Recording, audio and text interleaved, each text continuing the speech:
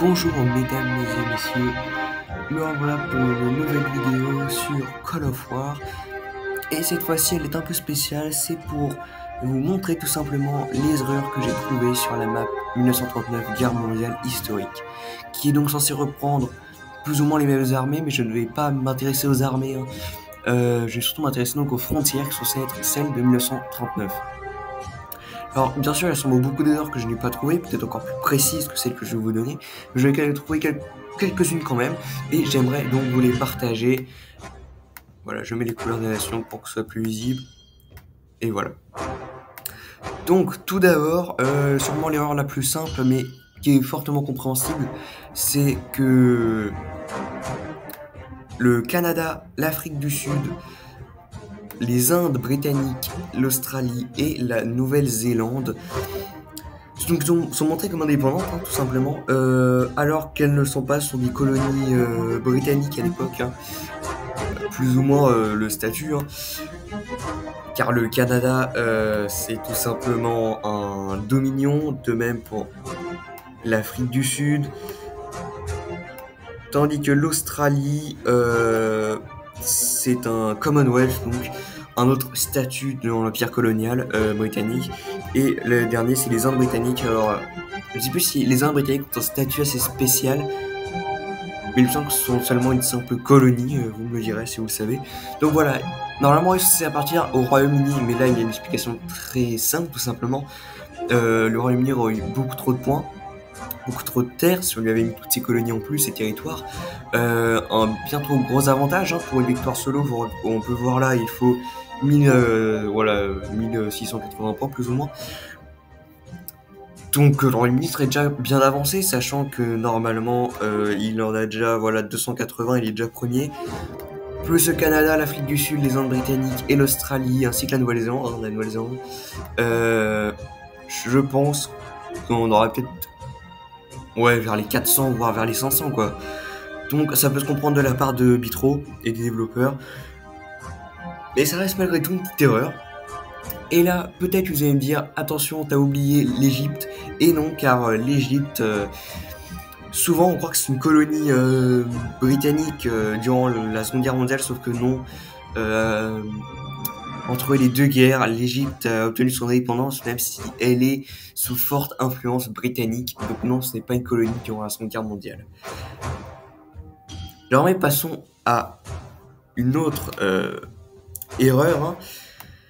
C'est tout simple, c'est le Xinjiang. Donc comme vous pouvez le voir, la Chine elle est un peu morcelée à l'époque, hein.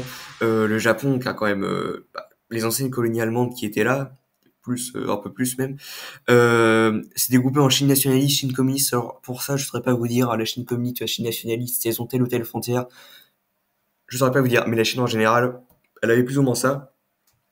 Le Tibet était donc indépendant, il n'avait plus aujourd'hui, hein, depuis 1949, mais il l'était à l'époque. Et le Manchukuo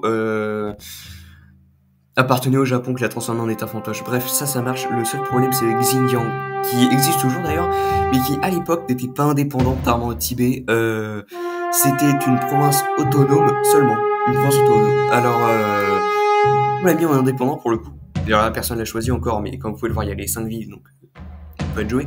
Je ne sais pas pourquoi ils l'ont mis comme ça. Pour le coup, là, je vois pas vraiment l'explication, car il y a plein d'autres pays dans la map qui pourraient être ajoutés en pays joueurs, mais qui ne sont pas, par exemple la Finlande, le Portugal, mais bon, ça, je vais pas m'étaler là-dessus. Je sais pas pourquoi ils ont choisi de ne pas faire du Xinjiang, tout simplement un territoire de la Chine, hein, qui me semble à 150 Chine nationaliste, voilà. Pourquoi ils l'ont pas mis? Je sais pas, franchement, je sais pas. Et je pense pas que grand monde le sache, hein, à part les développeurs, bien sûr. Donc j'avoue que ça m'a un peu perturbé. Mais bon, après, c'est pas une erreur non plus très grande, mais quand même. Et si on a une erreur qui est un peu stupide là, et franchement, je suis un peu déçu de la part des développeurs, en tout cas de ceux qui ont fait la map, hein. La Perse. Regardez-moi ce pays. La Perse qui est devenue une... non, même pas une république, non, qui est devenue l'Iran en 1925. Et là, on est qu'en l'année 1939. Pourquoi elle est transformée en Perse? C'est juste une... Je veux dire, je sais pas, mais... Je me pose la question quand même, parce que... C'est censé être l'Iran, là, en fait. C'est pas cette... une soi-disant Perse. Et j'avoue que... Une petite erreur comme ça, si facile... Franchement, ça me déçoit un peu de la part des développeurs. Ils font quand même des jeux de qualité. C'est là où que ça m'a un peu déçu. Bon, c'est une petite erreur comme ça, hein. On va passer donc à une autre erreur. Cette fois-ci qui est au niveau de la taille du pays. Alors, bon, c'est pas bien grave. Mais voilà, la taille du pays, c'est simple, c'est le Groenland. Alors je sais, c'est pas un pays, hein, mais c'est un territoire autonome rattaché au Danemark. À l'époque, c'était une colonie comme l'Islande.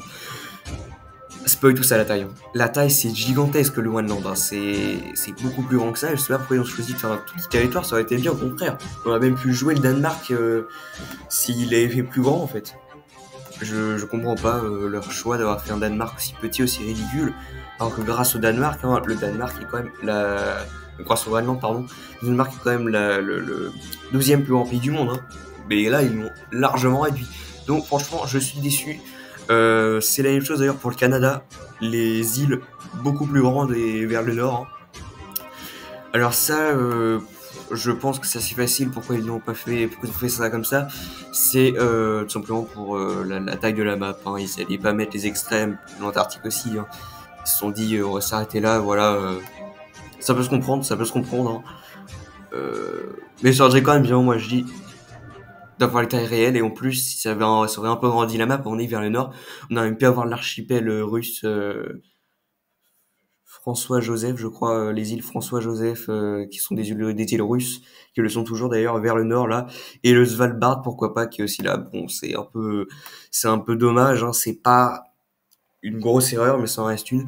Et je vais revenir donc pour la toute dernière erreur, bon, qui me semble très très mineure, et je suis même pas sûr que je crois que c'est une erreur, hein, vous me direz si je me trompe, mais il me semble qu'à l'époque, le Siam, ça s'appelait la Thaïlande, déjà comme aujourd'hui. Ça s'appelait déjà la Thaïlande, il me semble.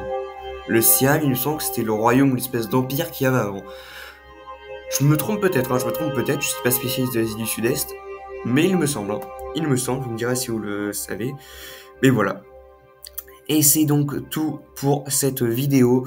En tout cas, c'est tout surtout pour ce que j'ai trouvé. Bon, c'est pas des trucs extraordinaires, je le reconnais, mais ça a des petites erreurs, des petites coquilles dans la map, hein. Voilà, dites-moi ce que vous avez pensé dans les commentaires. Abonnez, likez si ça vous a plu. Et moi, je vous dis à bientôt pour de nouvelles vidéos.